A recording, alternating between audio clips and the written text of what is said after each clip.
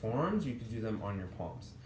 Both are equally challenging. I wouldn't really say one is easier than the other, but they target different things. So if you have your arms extended, you're going to be targeting more your upper body, your shoulders, your upper back, your chest, as well as the muscles in your core, your abs and your lower back. That pretty much gets hit all the time. So what you're going to do is you basically get into a push-up position. So if you don't know what a push-up position is, your hands are directly under your shoulders. This one's really important. I can't stress this enough. You don't want to let your hands get in front of your shoulders or below your shoulders. So your shoulders are aimed down to the floor. So you want to try to keep your hands directly under your shoulders, just like this. Common mistake is to let the hands kind of come up a little bit and your weight shift back so that your shoulders are a little bit behind your hands. So you see how my shoulders aren't really aligning with my hands. You have to really, really focus on making sure you can keep the hands directly under the shoulders. By keeping your hands under the shoulders, the weight is distributed more evenly across your upper body, your chest, your shoulders, and your upper back. Hands a little bit too high, really all of that weight is on your shoulders and you can hurt your shoulders. So very important that you really get a good understanding of making sure you can keep your weight directly above your hands. In the case of the low plank, same concept, same thing. The only difference is I'm on my forearms. So by being on my forearms, I'm a little bit lower to the ground. It takes a little bit off of my shoulders and my upper body, but it's a lot harder on my abs and my lower back. So if you feel like you want to get a harder workout in your core, your lower back, you feel like those are two areas that you want to strengthen more, the low plank is for you. And vice versa, if you want to work on more upper body strength, more arm strength and stuff like that, then the high plank is for you. So with the low plank, I'm on my forearms, my feet are all the way back, my body is nice and low. You don't want to let your hips pop up like this or sink down either.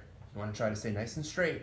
And again, notice my elbows, my forearms are aligned with my shoulders. Not letting my weight shift back. I'm not letting my shoulders get behind my forearms. I'm staying right on top of my forearms, right here. Now, once I hold this position, it's pretty tough. It's not easy. You're not going to be able to hold it for very long. But 20, 30 seconds, anything like that is good. It's good. Do multiple sets of that, or you could just do the one set. But planks are a great exercise, great way to strengthen those muscle groups. So definitely one of those exercises that everyone should try out. Now, doing it on the floor is pretty hard. So I'm going to show you a couple of ways that you can make it a little bit easier for yourself. One way of doing it, and with this way you won't be able to really do it on your forearms, but basically getting some kind of like elevated position, you know, like a chair, table, or a flight of stairs or something like that. Something you can put your hands on and you just hold that plank right from there.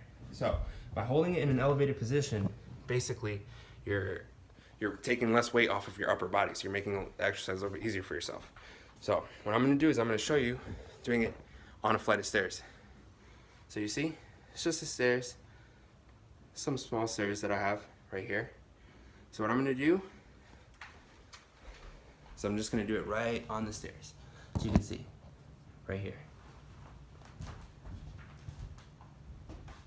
My hands are directly under my shoulders. I'm creating a straight line from my hands to my shoulders. My feet are all the way back, and I'm creating a nice straight line, shoulders down to my feet. My hips aren't popped up, they're not sinking down. Now the stairs makes it a lot easier for you. So that's a great way to do the exercise if you feel like you don't have the strength to do it on the floor. Again, if you don't have a flight of stairs or anything like that, you can use a table or a chair or even like a bed or something like that. Anything that's elevated and you can put your hands on, your weight on it, is a great way to do the planks. Again, the lower you go, the harder it is. So, you know, doing it on the floor with your palms on the floor or on your forearms would be a lot harder than doing it on some kind of elevated surface. And, you know, vice versa.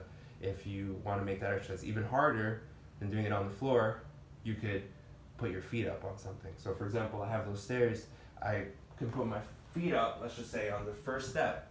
I put my feet up, right? Hands on my shoulders, right? Body straight. Again, my feet aren't too high up, so it's not really vastly more difficult, but it does increase the challenge. So if you feel like, you know, regular planks are easy for you, you can do them all day, then you could always